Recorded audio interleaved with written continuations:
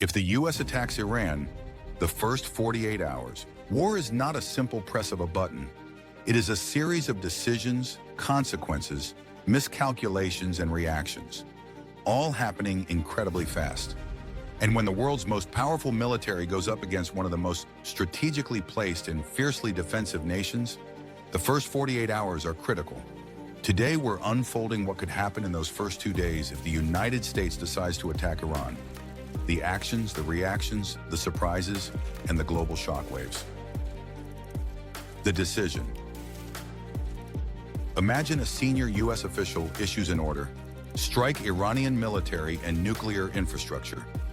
This might come after months or even years of mounting tension, diplomacy dead ends, and intelligence assessments that the U.S. sees Iran's nuclear or missile programs as immediate threats.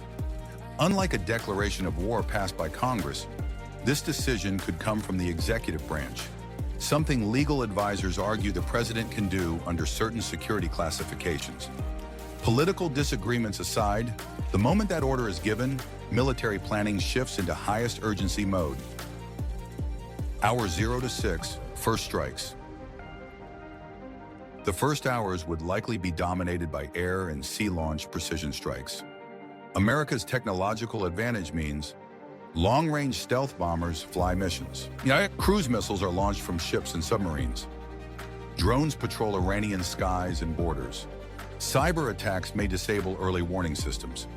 These strikes would probably target nuclear enrichment facilities like Natanz and Fordo, ballistic missile bases, radar and air defense systems, command and control nodes. Precision is key. The U.S. wants to degrade Iran's military capabilities before they can respond effectively. But here's the first dramatic comparison. The U.S. military can hit a target from thousands of miles away. Iran must scramble jets, air defenses, and missile batteries to try to stop it. That is a huge capability gap. Yet Iran has prepared defenses and asymmetric tactics specifically to offset that gap. Hour 6 to 12, Iran's immediate response. Iran will not stay silent. Even during diplomatic standoffs, Iranian leadership has publicly vowed retaliation if attacked. What might come first? Missile and drone launches. Iran has a large inventory of ballistic missiles and drones, some short-range, some mid-range, capable of hitting U.S. bases and ships in the region. Rather than trying to shoot down U.S. aircraft, Iran could respond with missile salvos directed at American bases in Iraq, Syria, or the Gulf. Armed drones swarming U.S. forces, cyber attacks on military networks. Think of this like a firefighter who just had their own hydrant blown up. The instinct is to fight back immediately, not wait. Nigeria Today reported that Iran could launch retaliation within 48 hours following U.S. strikes, especially targeting U.S. positions in the Middle East. Hour 12 to 24, regional escalation. Once missiles fly, the conflict stops being just bilateral. Iran's influence extends across the Middle East through its network of allied groups often called the Axis of Resistance. This includes Hezbollah in Lebanon, Houthi fighters in Yemen, militias in Iraq and Syria. If Iran signals escalation, these proxies could begin attacks on U.S. allied interests, from Iraqi bases to shipping lanes in the Red Sea. The U.S. might respond to protect its assets, but now it's no longer a precise campaign against infrastructure. It's an expanding conflict. This is where comparisons matter. U.S. conventional military strength equals high precision, high-tech superiority. Iran and proxies equals small unit warfare, stealth tactics, widespread asymmetric responses. The U.S. might win initial battles, but asymmetric escalation is where Iran believes it can make the cost high enough to deter or slow America's momentum. The Strait of Hormuz threat. One of the first major strategic moves Iran might make is mining or threatening the Strait of Hormuz, a narrow passage through which roughly 20 to 25% of the world's oil supply flows. Here's the comparison. A U.S. aircraft carrier strike group can cost billions. Iran's ability to close or threaten the strait can crash oil markets. If Iran can disrupt shipping or close the strait, even temporarily, it becomes a global economic weapon, not just a regional military move.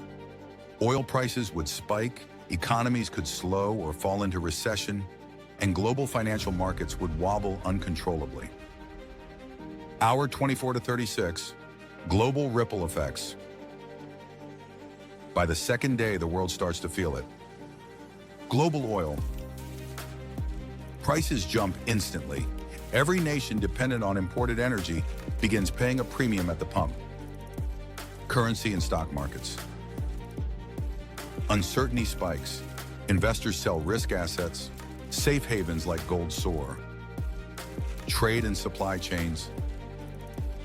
Shipping companies reroute, costing time and money. This isn't theory.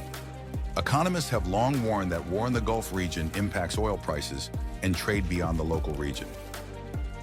Hour 36 to 48, full retaliation and countermoves. This is where strategic plans meet real-world chaos. Iran could escalate further by launch ballistic missiles, hitting U.S. bases in the Middle East, mobilizing allies to strike U.S. interests, attacking energy facilities or infrastructure. Here's the stark comparison. The U.S. expects conventional, high-tech war. Iran expects asymmetric war. The U.S. military is designed to win precision engagements. Iran's strategy is to make any attack so costly that victory loses meaning. That's why experts say a U.S. attack would likely reshape the entire region and possibly global alliances, not just win an air battle. What this means for civilians. Most wars are waged far from the public's daily life, but this one, it hits home. Energy costs hike, global markets destabilize, refugee flows increase, diplomatic tension spikes worldwide. Humanitarian crises aren't hours away. They begin with panic and chaos the moment war starts. Why this matters. Some might compare this to a quick surgical strike, but nothing in modern history supports the idea of quick and clean war. Every major intervention, from Iraq to Afghanistan, demonstrated that early victories don't guarantee long-term stability. The first 48 hours would be dramatic, yes, but they would only be the beginning of a much larger, more unpredictable story. The big takeaway. If the U.S. attacks Iran, the initial 48 hours would look like this.